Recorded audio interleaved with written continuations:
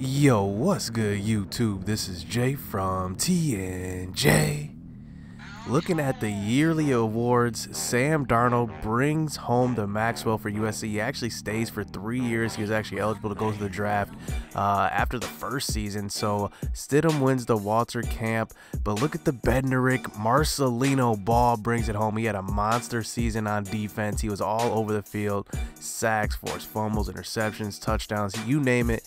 He was all over. And man, one time I mean, it might be impossible, but I need to at least try to win the Heisman with a defensive player.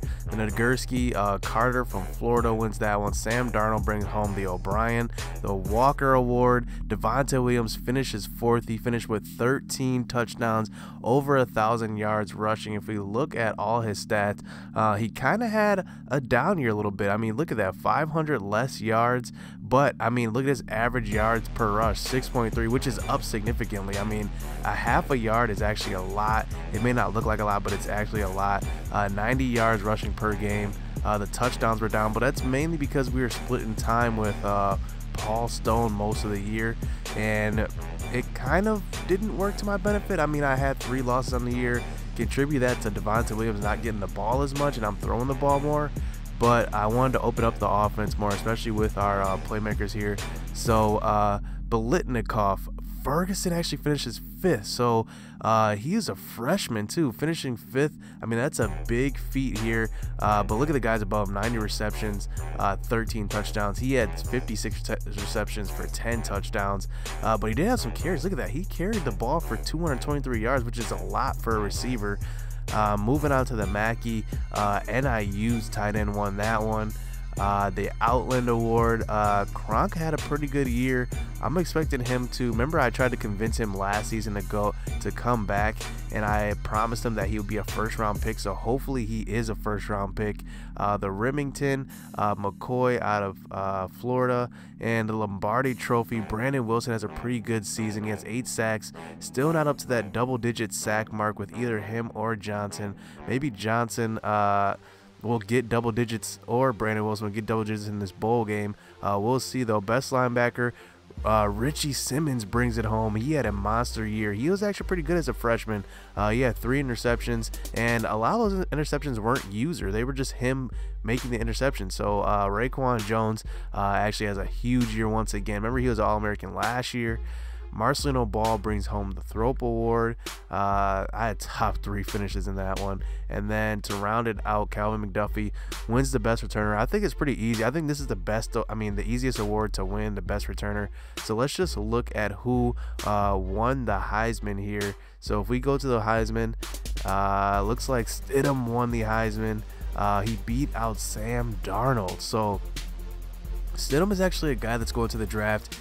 In real life, maybe he will be a pretty good pro. He might be one of those guys where, you know, you discover in the late rounds. I don't think he's expected to go in the early rounds, but maybe he's a guy you expect to go in the late rounds, and he'll turn out to be something. So let's look at the top 25 here. So let's see where we ended up. So we ended up at 10 at the end of the year, going up against, we'll see in a second. So let's just look at the rest of the bowls here. So if we look at the top bowls, so we ended up, here we are in the Outback Bowl playing Georgia, SEC team. Georgia, this is gonna be a good game because, I mean, you remember Georgia played a national championship in real life. I do want to see another SEC team.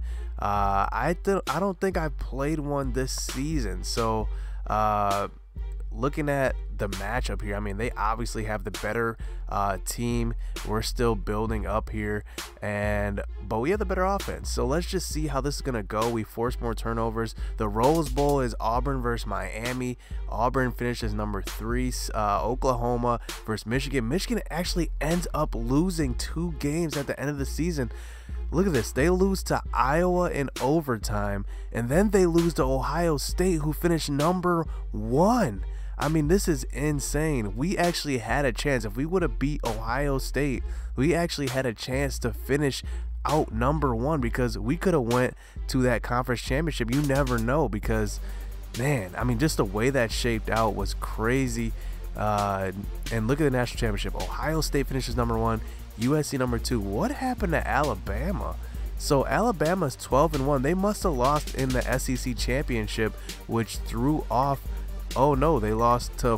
It looks like they lost to Auburn the game before.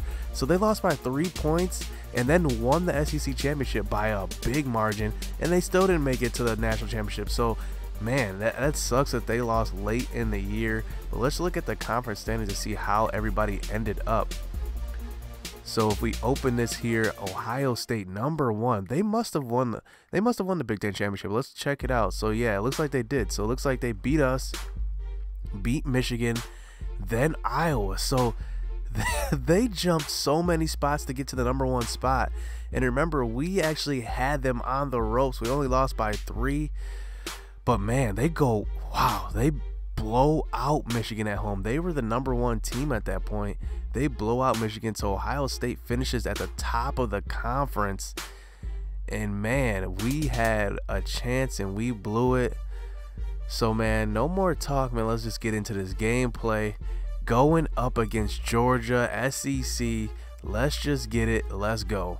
No easy task going up against Georgia, so let's kick off this game. Calvin McDuffie getting the initial kickoff, getting an open lane, a couple blocks, getting up past the 50-yard line. So great starting field position given by Calvin McDuffie on that return. And on the first play of this Outback Bowl, we are finding Sean Bonner, our backup tight end there for the 11-yard gain. And a couple of plays later, giving it to Paul Stone, getting up inside the 10-yard line, close to the 10-yard line, and Devontae Williams, our bell cow. This is his last game as a Hoosier. He's getting in for the touchdown, for his 15th touchdown of the year, and Devontae Williams has been clearly our best player in this whole regime. He's carried us this far. Didn't get too many carries this year, but he definitely has given the torch to Paul Stone. But look at on the next play, Swift is breaking a tackle and getting a long gain on this one. But look at Riggins on this play. What is he doing with this broken tackle? Where is he going? He just straight goes the wrong way and allows Swift to break off the long run. So it is 7-7 here in this game. But we do have Fleming on our side, who finds Watt failure for the 16-yard gain. On the next play, dropping back a couple plays later, getting sacked there. The Bulldogs pass rush is too much on that one. I may have missed an open guy on that one, but we end up taking the sack and punting back to Jake Fromm and the Georgia Bulldogs. And they get the ball back on a play action, finding their tight end, and they are going to be past the 50-yard line. So Jake Fromm looking good early on, finding another receiver who's breaking a tackle, getting inside the 10 is Holloman. And a couple of plays later, on 3rd and goal, Jake Fromm is going to do it himself, roll out to the left, get in for the touchdown, and the Georgia Bulldogs are going to go up by 7 to round out the first quarter. So now on to the second quarter here. Josh Fleming dropping back on a slant route, finding Watt failure, who gets up inside on the other side for a 12-yard gain. And on the next play, we're just going to give the ball to Devontae Williams because we know that we can rely on him. Our run block is pretty good as a team. So on a couple of plays later here, on a 2nd and 6, Josh Fleming getting the ball to Zasir Mack, who gets smacked on that one on a curl route. So now we're past the 50-yard line. Devontae Williams getting up a 7-yard gain. So now we're facing another 1st and 10. We do convert to get the first down, this time to Nick Westbrook, who gets in for a rare catch.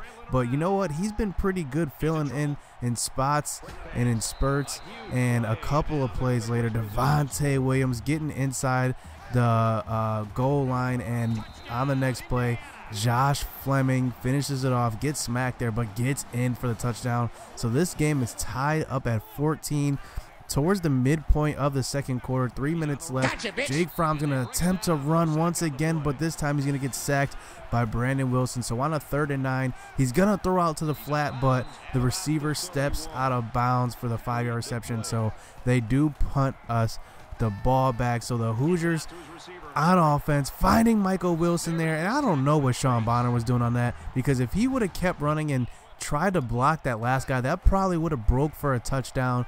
But we do get a nice 20-yard gain. But on a 1st and 10, the play breaks down to Sear Mack, runs his second route there, gets open across the field. So now we are inside of enemy territory, inside the 20, but on a 3rd and 5, play action to the right side, play action read.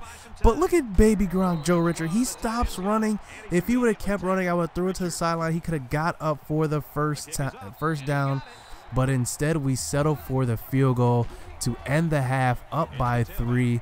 But you know they have Swift on their side, and DeAndre Swift, I mean, he's just killing us so far, over 100 yards with that carry alone. But look at this run blocking. I mean, this run blocking is unbelievable, and DeAndre Swift with a mean stiff arm on that one, getting another 20-yard gain, and they're just going to ride their bell cow, getting up past the 20-yard line. So now on the 10-yard line on 3rd and 3, Jake Fromm is going to find his receiver open, and that was a cover 2 on that one. The cornerback should have definitely had the flat, and once again giving it to Swift. A good block there by the pulling tackle, and he blocks Burgess, and Swift walks in for the touchdown. So now we're at 3 minutes left in this 3rd quarter, down by 4 points, and we just got to show some balance here. We got to run the ball with Devontae Williams. He gets up a couple of carries, couple of first downs, but on a 1st and 10, we probably missed an open guy downfield on that one. But look on this play, Josh Fleming gets hurt, and that means you know who is in, Ramsey, and you know how Ramsey performs in big games. His accuracy just goes. I've never seen this before. But on a 4th down, attempted to go for it. Watt failure, gets stopped. We were in punt field position, but if we would have, that was exactly what I wanted to do. I mean, if I didn't get the first, at least get it inside around the 40-yard line. So they do have to drive a good length of the field. But a couple of plays later, look at that. Brandon Wilson was there for the sack, and he just like straight up just runs past him. I don't even know what the deal was on that one. And Swift just continues to drag guys, getting an 11-yard gain here. So now it's the 4th quarter. Inside the red zone is the Georgia Bulldogs, but Jake Fromm gets swallowed up that time. Another sack by Brandon Wilson, the senior, and on a 3rd and 6, they're going to attempt to throw the ball. We're playing a cover 3 here. Richie Simmons is doing a good job of covering all zones, and Jake Fromm gets tackled from the behind on a shoestring tackle. So they do settle for the field goal here. So now we're down by 7. 4 minutes left in this game, and Ramsey's going to have to put together one of those drives, come back and tie this game up. And here he's finding Michael Wilson on the slant route, beating the outside corner there. And Wilson, man, I'm telling you, he's got good route running. I think his route running's up to 90 now, and I mean, he's just been unbelievable. He doesn't have any speed whatsoever, but he just finds a way to get open. And Peyton Ramsey, once again, finding Watt Failure, who's been a hero for us, filling in the slot on our 4th receiver. He fills in when anybody gets tired. So now we're inside the 10-yard line on the 3rd and 2, giving it to Devontae Williams, and this inside zone, they just cannot stop it. So we give it back to Devontae Williams, and we tie the game up. 2 minutes left in this game. Can Jake Fromm drive the length of the field and win it for the Georgia Bulldogs? And on the first play, he's throwing deep, and Andre Brown straight up reacts like a robot on that one. Watch him. He breaks his ankle. Look at that. His ankle like broke, and he allowed the receiver to catch the ball. So after a couple of plays, they throw an incomplete pass. We use a timeout on the run. On the 3rd and 8, they attempt to throw the ball, and Marcus Rutledge has the game in his hands. He could have picked that one, and who knows if he would have ran that one back. But the Georgia Bulldogs stay alive and kick the field goal. So go up by 3. So Peyton Ramsey, does he have it in him? Can he make up for his woes in the past 2 bowl games? I don't know, but we're going to find out. But this time he's finding Watt Failure once again over the middle of the field. So now it's a 1st and 10 at the 45-yard line. Peyton Ramsey's going to drop back, roll out to the right. Baby Gronk's going to be open in the flat there, so it's going to be a nice 6-yard reception, getting out of bounds, stopping the clock. So 45 seconds left on a 3rd and 7, finding Joe Richard across the middle one more time. And now it's another 1st, getting a screen pass. The Devontae Williams got to stop the clock, getting out of bounds on that one. But pay attention to this play. On a 2nd and 5, Peyton Ramsey is going to try to throw to the outside, but he severely underthrows the receiver. Look where this ball is supposed to be. It's supposed to be to the outside. Look where Ramsey throws it. I should have known not to trust that accuracy. Josh Fleming would have definitely made that pass, but Ramsey shows that in big games he just can't get it done. And this is a sad day for the Indiana Hoosiers. Not only do we lose another bowl game, but breaking news: we have been offered a head coaching position at another program, and this program is no ordinary program.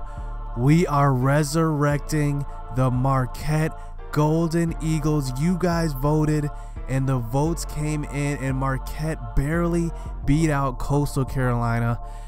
So we are taking on a new challenge. 50 overall team, 1-star school. And look, you guys might be saying, why are you ending this series on a sour note? But you know, that's what makes my channel different than other channels. We're not going to end every series with a championship, because that's not realistic. I mean, not everybody gets a championship where they're at. I mean, look at Indiana in real life. They're never going to win. Let's just be honest. They're never going to win. But we're going to try to win at our next program. And we did bring home a Big Ten championship. First time in a long time.